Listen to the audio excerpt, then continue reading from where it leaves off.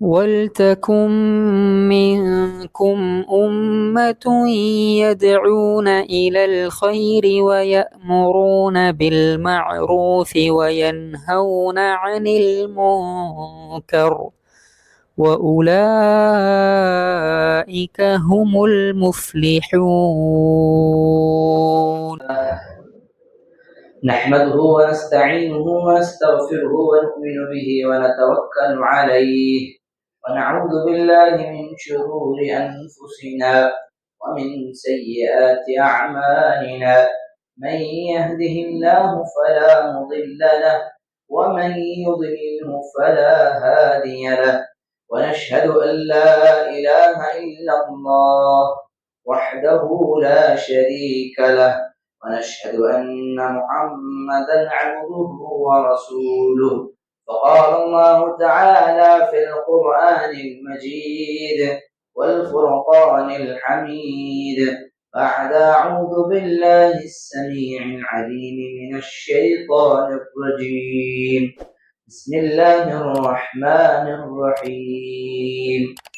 يا أيها الناس اتقوا ربكم الذي خلقكم من نفس واحدة وخلق منها زوجها وبث منهما رجالا كثيرا ونساء، واتقوا الله الذي تساءلون به والأرحام إن الله كان عليكم رقيبا.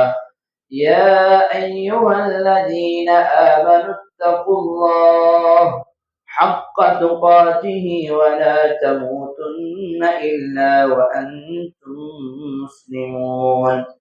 يا أيها الذين آمنوا اتقوا الله وقولوا قولا سديدا يصلح لكم أعمالكم ويغفر لكم ذنوبكم، ومن يطع الله ورسوله فقد فاز فوزا عظيما. بسم الله الرحمن الرحيم. ولقد خلقنا الإنسان ونعلم ما توسوس به نفسه ونحن أقرب إليه من حبل الوريد إذ يتلقى المتلقيان عن اليمين وعن الشمال قعيد ما يلفظ من قول إلا لديه رقيب عتيد وجاءت سكرة الموت بالحق ذلك ما كنت منه تحيد ونفخ في الصور ذلك يوم الوعيد وجاءت كل نفس معها سائق وشهيد لقد كنت في غفلة من هذا فكشفنا عنك غطاءك فبصرك اليوم حديد. أما بعد، وقال النبي صلى الله عليه وسلم: وشر الأمور محدثاتها وكل محدثة بدعة وكل بدعة ضلالة وكل ضلالة في النار. وقال أيضا: فإن أصدق الحديث كتاب الله وخير الهدي هدي محمد صلى الله عليه وسلم. அல்லாஹுக்கு எல்லா புகழும் புகழ்ச்சியும் உரித்தாகட்டும். அந்த வல்ல ரஹ்மானின் சாந்தியும் சமாதானமும் அருளும் கிருபையும் நேசமும் பாசமும் அனைத்து தூதர்கள் மீதும், குறிப்பாக நமது உயிருக்கும் மேலானவர் கண்மணி நாயகம் முஹம்மது ரசூலுல்லாஹ் ஸல்லல்லாஹு அலைஹி வஸல்லம் அவர்கள் மீதும், அவர்களுடைய குடும்பத்தாரின் மீதும், அவர்களை பின்பற்றிய உத்தம சத்திய சஹாபாக்கள், தாபிஈன்கள், இந்த இஸ்லாத்துக்காக தியாகம் செய்த அனைத்து இமாம்கள், ஸலஃபுகள், முன்னோர்கள், நல்லவர்கள், இந்த உலகத்தில் வாழுகின்ற முஸ்லிமான அனைத்து ஆண்கள், பெண்கள், குறிப்பாக ஜும்ஆவுடைய இந்த தொழுகையை நிறைவேற்றுவதற்காக இங்கே வந்துள்ள இந்த இறை இல்லத்தில் அமர்ந்திருக்கக்கூடிய அனைத்து ஆண்கள், பெண்கள், சிறுவர்கள் மீதும் என்றென்றும் நிலவட்டமாக என்று கூறி என்னுடைய இந்த ஜுமாவின் உரை நான் ஆரம்பம் செய்கிறேன்.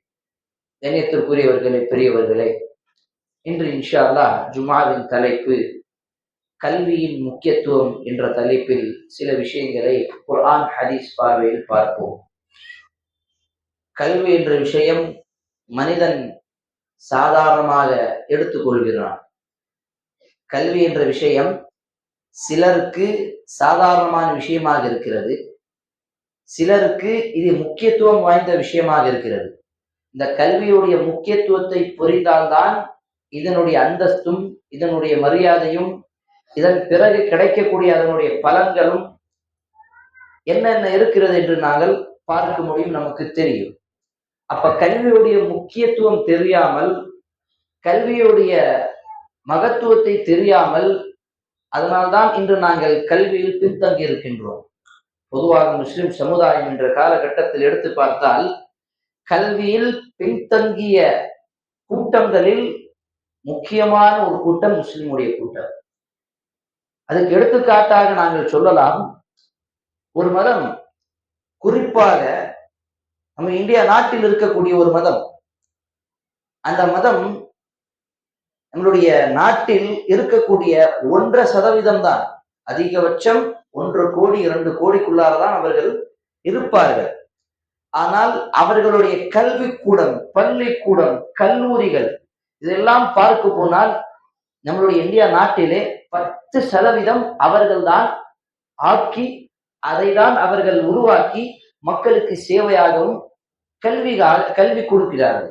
ஆனால் முஸ்லிம் சமுதாயத்தை பார்த்தால் உலக படிப்பிலும் சரி, மார்க்க படிப்பிலும் சரி, வீட்டிலும் சரி, பெரியவர்கள் சிறியவர்கள் எல்லோரும் கல்வியில் மிகவும் பின்தங்கி இருக்கிறார்கள்.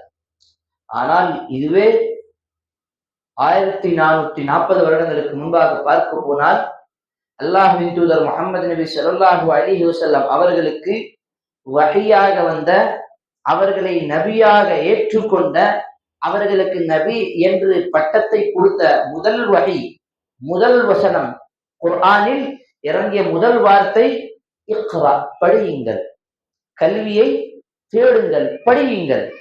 இந்த இறங்கிய 5 வசனங்களை சூரத்துல் அலக் 96வது அத்தியாயத்தில் நாங்கள் படித்து பார்த்தால் நமக்கு தெரியும். இக்ரா பிஸ்மி ரப்பிக்கல் லதீ ஹலக், உன்னை படைத்த இறைவனுடைய பெயரை கொண்டு படி. இக்ரா வரப்புக்கல் அக்ரம், உன்னுடைய இறைவன் மிகப்பெரியவன், படி. அல்லமல் இன்சான மாலம் யஅலம் என்ற வார்த்தை வரும். அப்ப கல்வி சம்பந்தமாக தான் அந்த 5 வசனங்களும் இறக்கப்பட்டுள்ளது. எதற்காக? சமூகத்தின் மிகப்பெரிய பிரச்சனைகள், குழப்பங்கள், ஃபித்னாக்கள், கலாச்சாரங்கள், தவறான பழக்க வழக்கங்கள், தீய குணங்கள், இது எல்லாத்தையும் நீக்க வேண்டும் என்று சொன்னால் முதலில் அந்த சமூகத்தில் கல்வி அவசியம். ஒரு கல்வியுடைய முக்கியத்துவத்தை புரிந்தால்தான் இது சரி, இது தவறு என்று தீர்மானிக்க முடியும். அப்பொழுதுதான் அவர்கள் அந்த தவறிலிருந்து, அந்த பாவத்திலிருந்து விலகி இருப்பார்கள். ஒரு மனிதனுக்கு எது சரி எது தவறு என்று பேசிக்கான ஒரு அடிப்படையான கல்வி கூட இல்லை. ஒரு முக்கியமான விஷயம், முக்கியமான அறிவு கூட ஒரு முஸ்லிமுக்கு கிடையாது. அப்ப இப்படி இருக்கக்கூடிய இந்த நிலையில் முஸ்லிம் சமூகம் எப்படி முன்னேறும்? அல்லாஹ் சுப்ஹானஹு வ தஆலா நபி அவர்களுக்கு இறக்கிய வசனமே கல்வி சம்பந்தமாகதான். கல்விக்கு எவ்வளவு முக்கியத்துவம் இஸ்லாத்தில் கொடுக்கப்பட்டிருக்கிறது தெரியுமா? குர்ஆனிலே அல்லாஹ் சுப்ஹானஹு வ தஆலா சில வார்த்தைகள், சில பொருள்கள், சில மக்லூக், சில விஷயங்கள் மீதுதான் அல்லாஹ் சத்தியம் செய்திருப்பார். அதில் ஒன்று கல்வி சம்பந்தப்பட்ட விஷயம். அல் கலம், நூன் வல் கலம் வமா யஸ்துரூன் என்ற வார்த்தை, அந்த அத்தியாயத்துடைய பெயர் என்ன தெரியுமா? அல் கலம், சூரத்துல் கலம். அப்ப பேனா என்ற வார்த்தையே குர்ஆனிலே ஒரு அத்தியாயமாக இடம்பெற்றுள்ளது. அப்ப கல்விக்கு எந்த அளவுக்கு இஸ்லாத்தின் முக்கியத்துவம் இருக்கும்? சாதாரணமாக வரலாற்றை எடுத்து படித்து பாருங்கள். ரசூலுல்லாஹ் அவர்கள் வருவதற்கு முன்னால், ரசூலுல்லாஹ் அவர்கள் வஹியாக வருவதற்கு முன்னால், அந்த மக்கா நகரத்திலே, அந்த அரபு தேசத்திலே எழுத படிக்க தெரிந்தவர்கள் எவ்வளவு பேர் இருப்பார்கள், எவ்வளவு இருந்திருப்பார்கள்? வரலாற்றை படிக்கக்கூடியவர்களுக்கு தெரியும், வெறும் 11 பேர் தான் 10 பேருக்கு மேலதான் எழுத படிக்க தெரிந்தவர்கள் இருந்தார்கள். ஆனால் நபி அவர்கள் அன்றைய காலத்திலே கல்வியுடைய முக்கியத்துவத்தை இந்த சமூகத்துக்கும் அன்றைய காலத்தில் வாழ்ந்த அந்த சஹாபாக்களுடைய உள்ளத்தில் எப்படி பதிந்தார்கள்? 40 சஹாபாக்கள், வஹியை எழுதக்கூடிய சஹாபாக்கள் எல்லாம் தூதர் உயிரோடு இருக்கும் பொழுதே உருவாக்கினார்கள். பத்ர் போரில் நாங்கள் பார்க்கின்றோம், கைதிகள் காஃபிராக நம்மிடம் வருகிறார்கள். அவர்களுக்கு பரிகாரமாக அவர்கள் எதை கொண்டு அவர்கள் விடுதலை செய்யலாம் என்று தீர்மானிக்கும் பொழுது அல்லாஹ்வின் தூதர் எதை தேர்வு செய்தார்கள்? காஃபிர்களில் யாருக்கும் படிக்க தெரிந்திருந்தால் எங்களில் இருவருக்கு படிக்க கொடுக்க வைத்து கல்வியை கற்றுக் கொடுத்தால் நீங்கள் உங்களுடைய ஊருக்கு சென்று விடலாம். பாருங்கள், கல்வி எந்த இடத்திலும் எப்படி வேணாலும் அல்லாஹ்வின் தூதர் சஹாபாக்களுக்கு எந்தெந்த நேரத்தில் எல்லாம் ஞாபகப்படுத்தி அவர்களுக்கு இந்த கல்வியுடைய முக்கியத்துவத்தை புரிய வைக்கிறார்கள். ஆனால் கவலைக்குரிய விஷயம் என்ன என்று தெரியுமா? இக்ரா என்ற சொல்லக்கூடிய இந்த வார்த்தை எந்த சமூகத்துக்கு இறங்கியதோ அந்த சமூகமே இக்ரா என்ற வார்த்தையை மறந்து விட்டது. இக்ரா என்றால் என்ன? படியுங்கள். சாதாரண வார்த்தை. படித்தால் தான் கல்வி வரும். கல்வி வந்தால் தான் சரி என்று தவறு என்று நமக்கு தெரியும், புரியும். ஆனால் அந்த வார்த்தையுடைய அர்த்தத்தை புரியாமலே நாங்கள் இன்று குர்ஆனை படிக்கின்றோம். அந்த அர்த்தத்துடைய முக்கியத்துவத்தை புரியாமலே இந்த சமூகம், முஸ்லிம் சமூகம் குறிப்பாக கல்வி மிகவும் பின்தங்கி இருக்கிறது. நாங்கள் பார்க்கின்றோம், நம்மளுடைய இந்தியா நாட்டில் எடுத்தாலும் சரி, நம்மளுடைய தமிழகத்தில் எடுத்தாலும் சரி, முஸ்லிம்கள் தான் அதிகமாக கல்வியில் பின்தங்கி இருக்கிறார்கள். காரணம் என்ன? அவர்களுக்கு இந்த உலகத்துடைய முக்கியத்துவம் தான் அதிகமாக இருக்கிறது. கல்வியுடைய முக்கியத்துவம் ஒரு முஸ்லிமுக்கு வந்துவிட்டால் மார்க்க கல்வி, உலக கல்வி இரண்டையும் பிரித்து பார்க்க மாட்டார். அல்லாஹ்வின் தூதர் இப்படி பிரிக்கவில்லை. எப்படி பிரித்தார்கள் கல்வியை? பயன் தரக்கூடிய கல்வியும் பயன் தராத கல்வியும். அல்லாஹ்வின் தூதர் துஆ செய்தார்கள். அல்லாஹும்ம இன்ஃபா, ஒரு துஆ அல்லாஹ்வின் தூதர் கற்றுக் கொடுத்தார்கள். யா அல்லாஹ், எனக்கு பயனளிக்கக்கூடிய கல்வியை கொடு. அல்லாஹும்ம அன்ஃபஅனி பிமா அல்லம்தனி, எனக்கு கற்றுக் கொடுத்ததிலிருந்து நான் அதை பயன்படுத்த வேண்டும், எனக்கு நீ ஹிதாயத்தை, அந்த தௌஃபீகை கொடு. அப்ப இஸ்லாத்தில் பொறுத்தவரை இது மார்க்க கல்வி, இது உலக கல்வி, அப்படி பிரிக்கவில்லை. அப்படி இருந்திருந்தால் குர்ஆனிலே அல்லாஹ் மலையை பற்றி சொல்லியிருக்க மாட்டார். அப்படி இருந்திருந்தால் குர்ஆனிலே இந்த உலகத்தை பற்றி எல்லாம் சொல்லியிருக்க மாட்டான். இந்த விலங்குகளை பற்றி எல்லாம் சொல்லியிருக்க மாட்டான். இந்த பறவைகளை பற்றி எல்லாம் சொல்லியிருக்க மாட்டான். அல்லாஹ் எப்படி அழகாக சொல்லுகின்றான், அஃபலா யன்துரூன இலல் இப்லி கைஃப குலிகத், இந்த ஒட்டகம் எப்படி படைக்கப்பட்டது என்று உங்களுக்கு தெரியுமா? வ இலஸ் ஸமாஇ கைஃப ருஃபியத், இந்த வானம் எப்படி உயர்த்தப்பட்டது என்று உங்களுக்கு தெரியுமா? வ இலல் ஜிபாலி கைஃப நுஸிபத், இந்த மலைகள் எப்படி இருக்கிறது, எப்படி ஸ்ட்ராங்காக இருக்கிறது, எப்படி பலமாக இருக்கிறது, இதை பற்றி ஆராய்ச்சி பார்த்திருக்கிறீர்களா என்று குர்ஆன் கேட்கிறது. இதெல்லாம் எது சம்பந்தப்பட்ட கல்வி? உலக சம்பந்தப்பட்ட கல்வி அல்ல, நமக்கு பயன் தரக்கூடிய கல்வி. இதையெல்லாம் வைத்து படைத்த இறைவனை நாங்கள் அறிய வேண்டும். அதுதான் அல்லாஹ் கூறுகின்றார். அப்ப அருமை சகோதரர்களே, பெரியவர்களே, தாய்மார்களே, குர்ஆனில் பயன் தரக்கூடிய கல்வி, பயன் தராத கல்வி, இதைதான் பிரிக்கிறது. ஆனால் நாங்கள் இன்று எப்படி பிரித்து வைக்கின்றோம் என்று தெரியுமா? உலக கல்வி, மார்க்க கல்வி. இது மட்டுமல்லாமல் அந்த உலக கல்வி சொல்லக்கூடிய அந்த கல்வியில் இஸ்லாம் சம்பந்தப்பட்டது கிடையாது. இஸ்லாமுக்கு மாறாக இருக்கக்கூடிய நிறைய விஷயங்கள் தான் நாங்கள் படிக்கின்றோம். அப்படிப்பட்ட கல்வி கூடத்தில், பள்ளிக்கூடத்தில், ஸ்கூல்களில் தான் நாங்கள் சேர்க்கின்றோம்.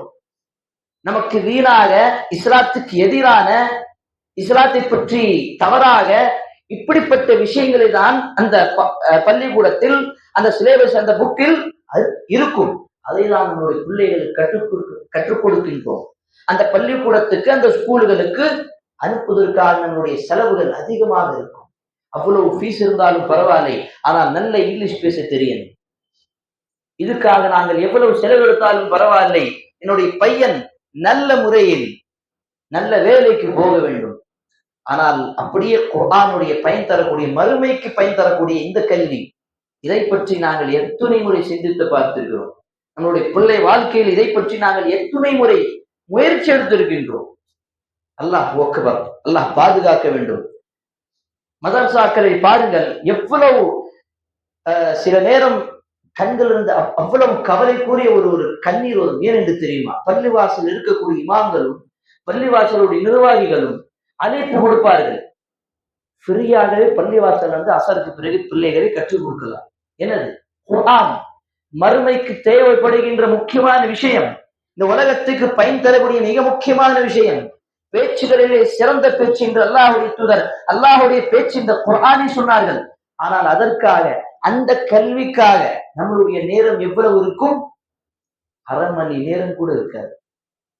நம்மளுடைய பிள்ளைகளை ஸ்கூல் அனுப்புறதுக்காக நாங்கள் எவ்வளவு முயற்சி எடுக்கின்றோமோ அந்த முயற்சி ஒவ்வொரு பெற்றோர்களும் இந்த இஸ்லாமிய கல்விக்காக, குர்ஆனுடைய கல்விக்காக செலவழித்தால் இந்த சமூகத்தில் மிகப்பெரிய நிறைய மக்கள், நிறைய வீடுகளில் மிகப்பெரிய மார்க்கறிஞர்கள் உருவாகி இருக்கலாம்.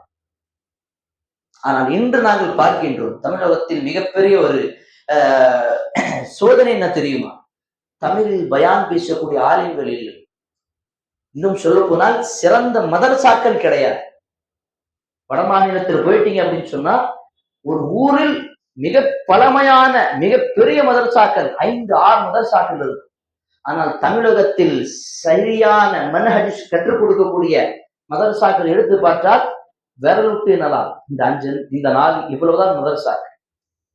அப்ப இந்த மதரசாக்களுக்கு, இந்த பள்ளிக்கூடத்துக்கு, இந்த இஸ்லாமிய மார்க்கத்திற்காக நாங்கள் எவ்வளவு அக்கறை எடுத்து நாங்கள் செலவழிக்கின்றோம். யோசித்து பாருங்கள் சகோதரர்களே, பெரியவர்களே. அல்லாஹ் சாதாரணமாக சொல்லவில்லை, அறிந்தவர்களும் அறியாதவர்களும் 2 பேரும் சமமானவர்களா என்று அல்லாஹ் கேட்கின்றார். வெளிச்சமும் ஒளியும் இருளும் 2 சமமாக, கண் தெரிந்தவர்களும் பார்வை இல்லாதவர்களும் 2 பேரும் சமமாக மாட்டார்கள். அதே போன்றுதான் கல்வி உள்ளவர்களும் கல்வி இல்லாதவர்களும் 2 பேரும் சமமாக மாட்டார்கள். அல்லாஹ் சொல்கின்றார்,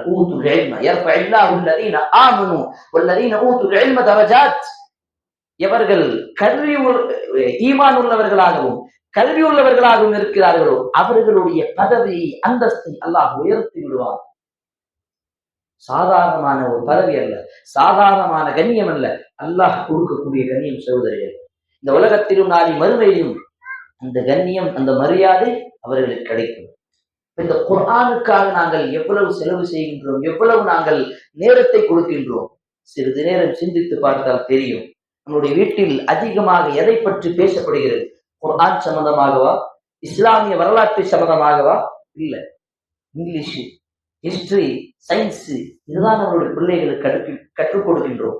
ஆனால் அதுவும் இஸ்லாமிய அடிப்படையில் பார்த்தால் அதுவும் கிடையாது. இஸ்லாமிய வரலாற்று நமக்கு தெரியுமா? தெரியாது. ஹலீஃபா, 4 ஹலீஃபாவுடைய பெயர் நிறைய மக்களுக்கு தெரியாது. அதற்கு பிறகு வந்த ஆட்சியாளர்கள், அந்த இஸ்லாமிய வரலாற்று நிறைய முஸ்லிம்களுக்கு பெயர் கூட தெரியாது.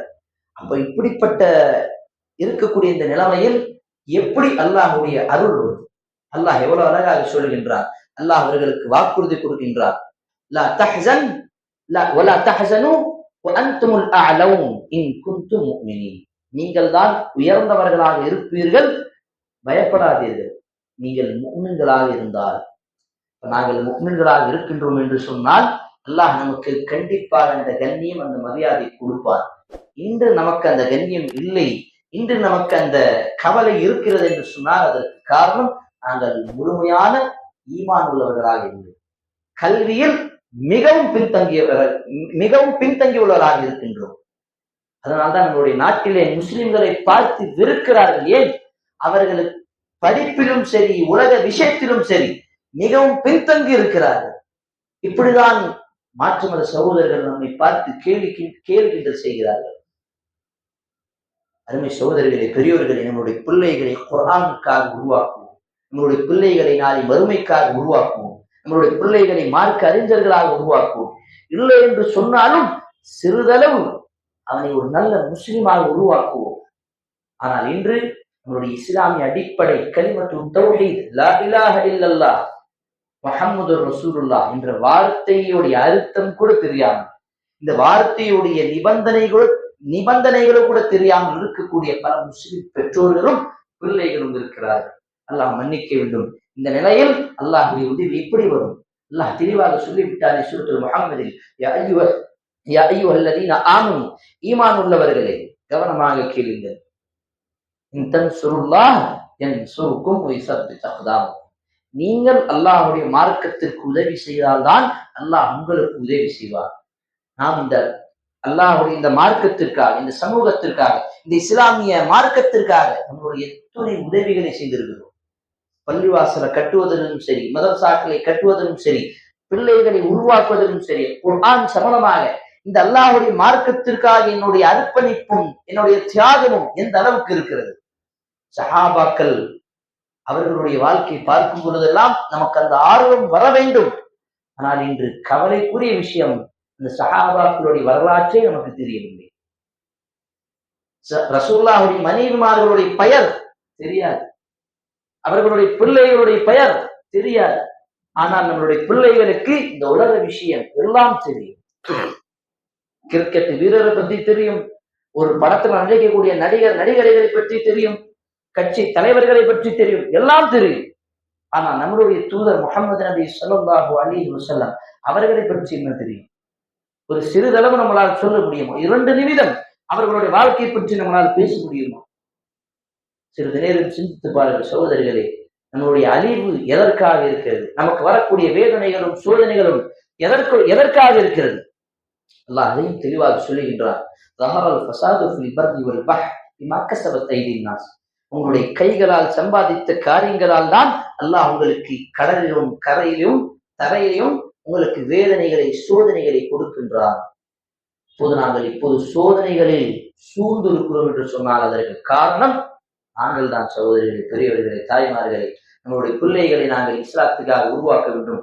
கல்வியுடைய முக்கியத்துவம் இதை பற்றி பேச போனால் ஒரு நீண்ட நேரம் நமக்கு தேவைப்படும். அவ்வளவு விஷயம் பேசலாம். ஏனென்று சொன்னால் இஸ்லாத்துடைய அடிப்படை விஷயம் கல்விதான். அந்த கல்வியை கொண்டுதான் அல்லாஹை பற்றி தெரிந்து கொள்ள சொல்கின்றார். முதலில் அறிந்து கொள்ளுங்கள், கல்வியை தேடிக் கொள்ளுங்கள், அல்லாஹை தவிர வேற யாரும் கிடையாது என்று. அல்லாஹ் படைத்த முதல் படைப்பு என்ன தெரியுமா? ஒரு பேனாதான். அந்த பேனாவுக்கு அல்லாஹ் கட்டளையிட்டான், மறுமை நாள் வரை என்னவென்னெல்லாம் நடக்க போகின்றதோ அது எல்லாத்தையும் எழுதுவிடு. அதுதான் லவ்ஹுல் மஹ்ஃபூஸ்.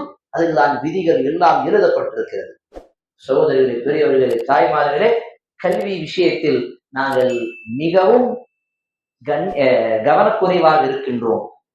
இந்த உலக விஷயத்திற்கு நாங்கள் அதிகமாக கவனத்தை செலுத்துகின்றோம்.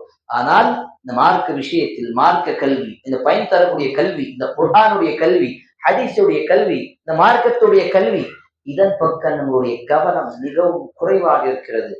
அல்லாஹ் நம் அனைவருக்கும் அதற்கான தௌஃபீக்கையும் பாக்கியத்தையும் தருவானாக. ஆமீன். وأقول قولي هذا وأستغفر الله لي ولكم ولسائر المسلمين من كل ذنب فاستغفروه إنه هو الغفور